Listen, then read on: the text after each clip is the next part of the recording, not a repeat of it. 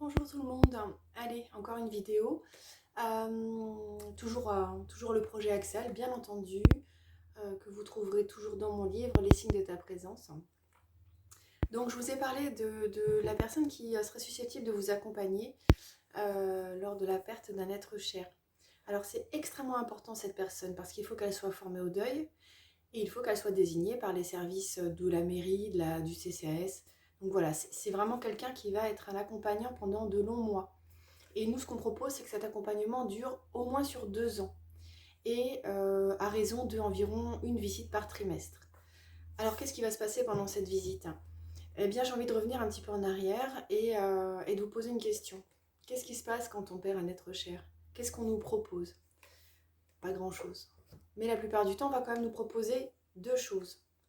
On va nous proposer de prendre des anxiolytiques ou des antidépresseurs et on va nous proposer d'aller voir un psychiatre.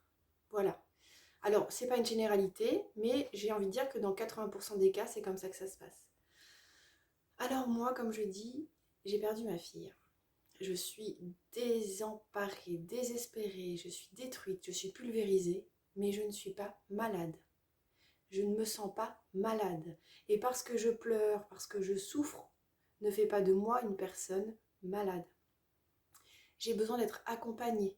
J'ai pas besoin d'être médicamentée de manière systématique. Je n'ai rien contre les antidépresseurs, absolument rien. Je connais leur utilité et je sais qu'il y a une raison d'être. Mais c'est dans le cas d'une pathologie. Et un deuil peut devenir effectivement pathologique, mais pas immédiatement. Là, dans un premier temps, on va avoir besoin d'être accompagné.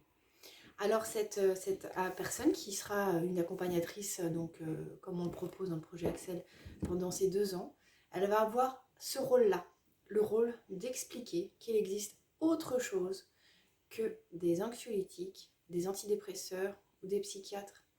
Il y a autre chose, et cette autre chose, on en parle dans une prochaine vidéo. Voilà, en attendant, je vous souhaite une belle journée.